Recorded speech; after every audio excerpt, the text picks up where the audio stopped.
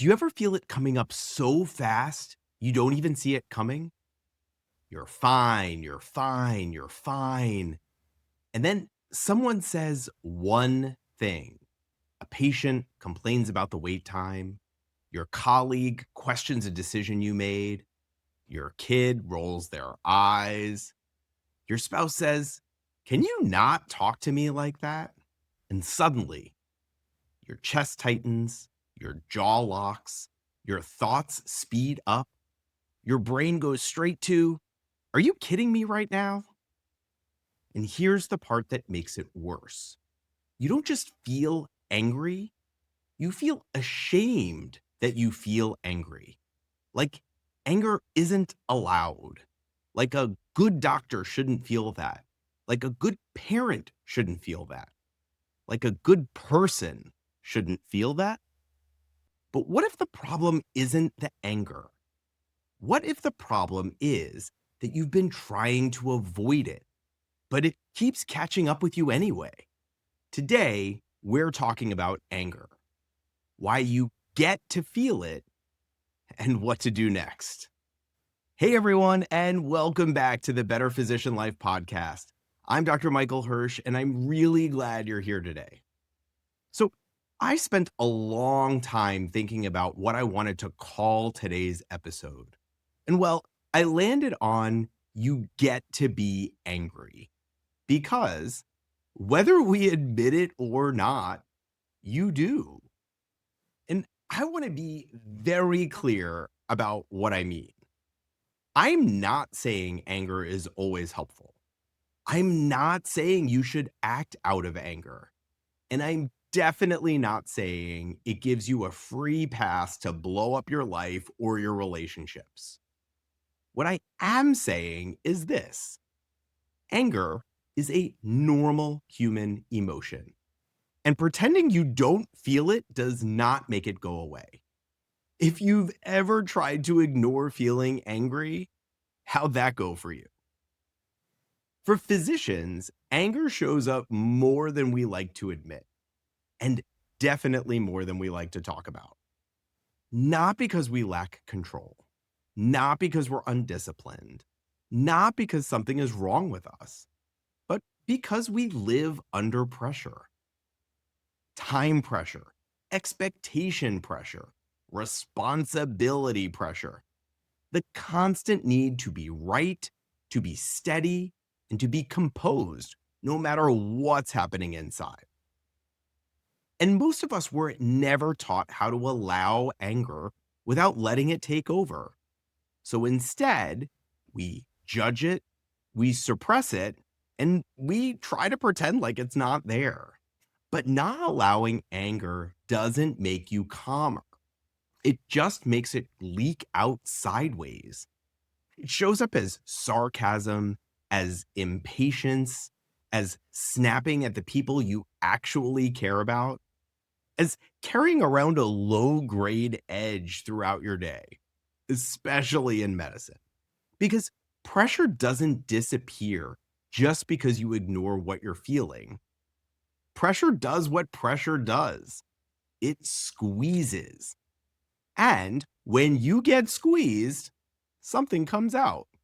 There's this quote from Wayne Dyer that really stuck with me when I first heard it a couple of years ago. He says that when you squeeze an orange juice comes out because, well, that's what's inside.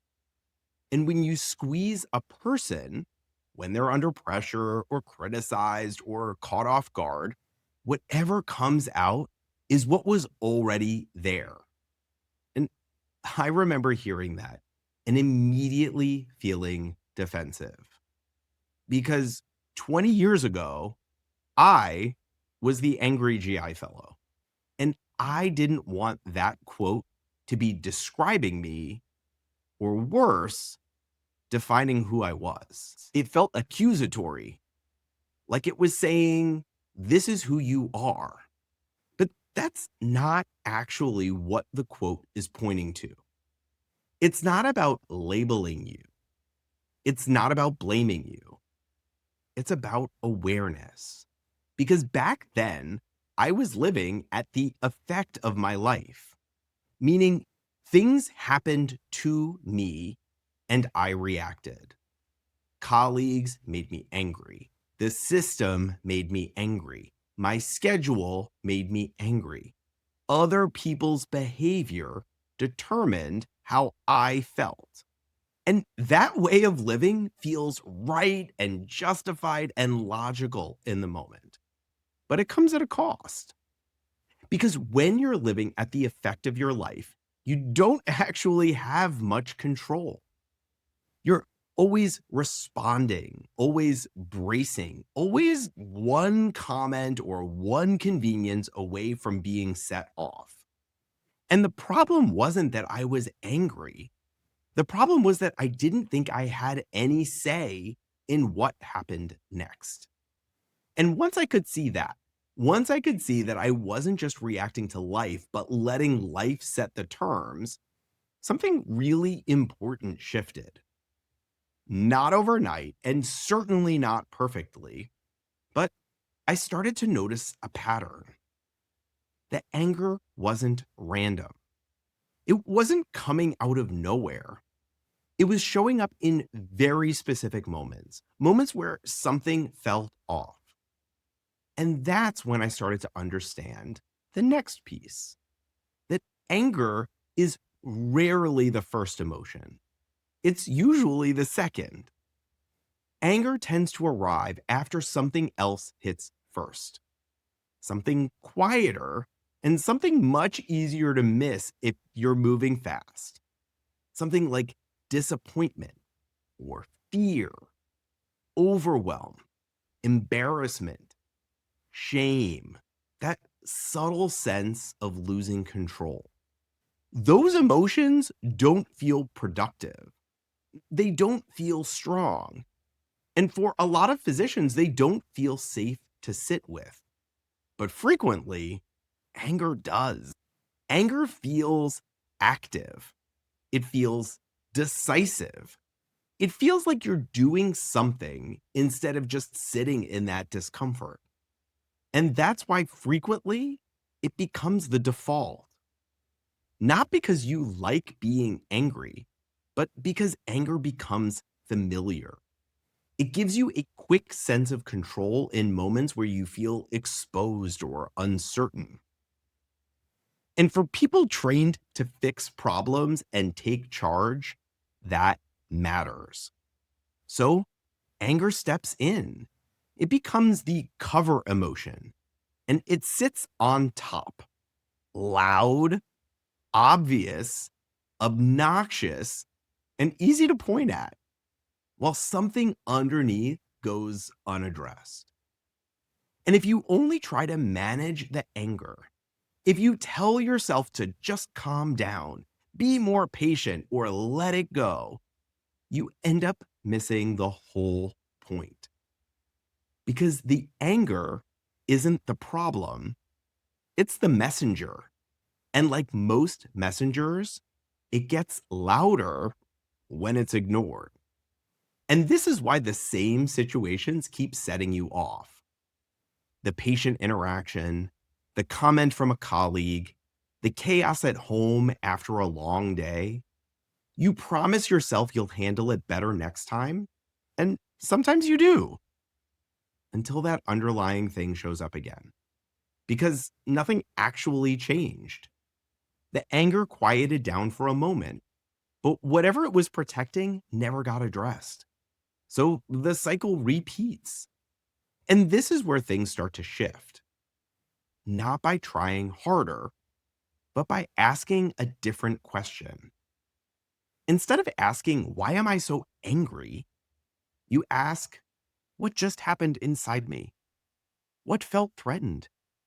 What felt out of control? What expectation did I have for how this was supposed to go?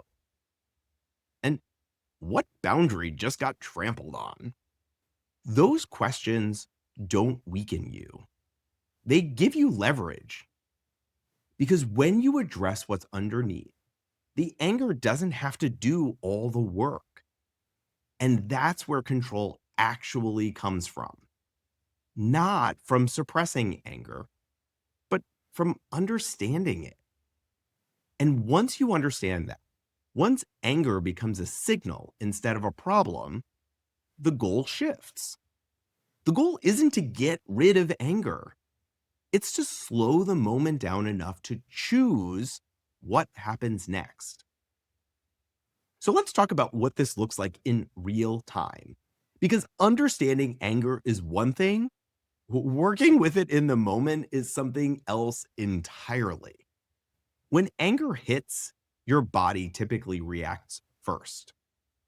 Before logic, before perspective, before intention, your heart rate goes up, your muscles tighten, your thoughts narrow. And that's not a personal failure, that's physiology. So the first move isn't insight, it's interruption. It's noticing your body, clenched hands, tight jaw, just long enough to create a little bit of space. And again, that space doesn't have to be big. Sometimes it's just a deep breath. Sometimes it's just unclenching your jaw. Sometimes it's choosing to say nothing for 5 seconds longer than you want to. That pause matters more than it sounds because the pause breaks the reflex. It reminds your nervous system that there's no immediate danger here, no emergency that requires you to react right now. And once you interrupt the reflex, you get a choice. Not a perfect choice, not a calm, enlightened choice, just a better one. This is where naming really helps. You can say things like, I'm angry right now. I'm feeling activated. This is hitting a nerve for me. You don't need to explain it. You don't need to justify it. Naming it is enough to slow things down and bring in some awareness. And then comes the most important decision in the moment. Do I address this now or do I wait until later? Sometimes the answer is now, and sometimes it's not. And knowing the difference is a skill. If you can feel yourself ramping up, if you know that anything you say right now is going to come out sharp, the strongest move is just to delay, to say, I do want to talk about this, but not like this. Or, can I have a few minutes? That's not avoidance. That's leadership. That's control. That's taking responsibility. Because reacting might feel powerful for a moment, but it usually costs you later in trust, in connection, in credibility. Pausing does the opposite. It protects the relationship while you regain clarity. And clarity is what lets you come back to the conversation with intention instead of impulse. Not every time, but more often. And over time, that's how the pattern actually changes. Now, let me be very honest about something. You are not going to get this right every time. I certainly don't.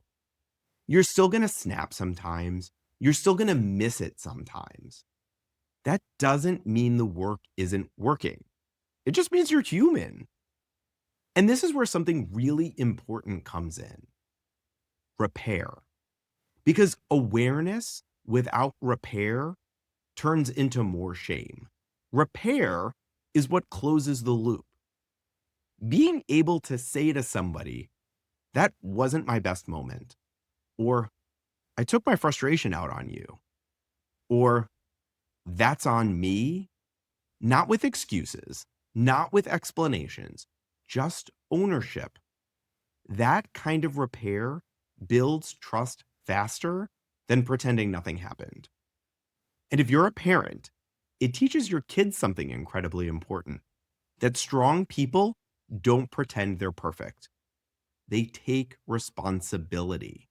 Now, this work can look a little different depending on where you are. At work, anger often shows up as sharpness, efficiency without warmth, cutting conversations short, getting rigid instead of curious. You might still be professional, you might still be effective, but connections take a hit.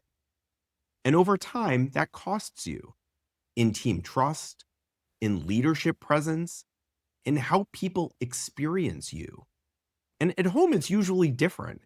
Anger shows up as impatience, as snapping over small things, as having nothing left by the time you walk through the door. And that's not because your family is the problem. It's because you've been trying to hold it together all day. And home is where the pressure finally releases. That's why the transition matters. Because if you don't intentionally shift out of physician mode, anger doesn't disappear, it just relocates. This is also why I want to say this clearly. Sometimes anger isn't just an emotional issue, it's a boundary issue. Anger shows up when you keep tolerating things you don't actually agree with. When you keep saying yes out of obligation, when urgency becomes the default, when you're carrying more than you're meant to carry alone, when your life starts to feel like something that's happening to you instead of something you're directing. So if anger keeps knocking, don't just ask how to make it stop. Ask what it's trying to point out.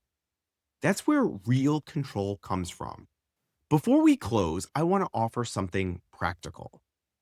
If you've ever walked through the door after work and realized your head is still at the hospital or clinic, still replaying conversations, still tense, still carrying the day, that's frequently when anger spills over at home. That transition really matters. And that's why I created the 5-minute commute reset for physicians. It's a short audio guide and worksheet designed to help you leave work at work, clear your head, and walk into your evening with more intention. And it also includes a simple lock screen reminder you can use anytime. And you can download it for free at betterphysicianlife.com/commute reset. And I'll link it in the show notes. Because presence doesn't happen by accident, it happens by choice. And that's really what this whole conversation has been about. Creating enough space to respond instead of react. And here's the takeaway I want you to sit with. You get to be angry, not as an excuse, but as a starting point. And when you stop shaming yourself for feeling it, you can finally understand it. And when you understand it, you can respond differently. And when you respond differently, everything downstream starts to change. And that's the Better Physician Life. Thank you so much for being here and for listening. And I'll see you next time on the Better Physician Life podcast.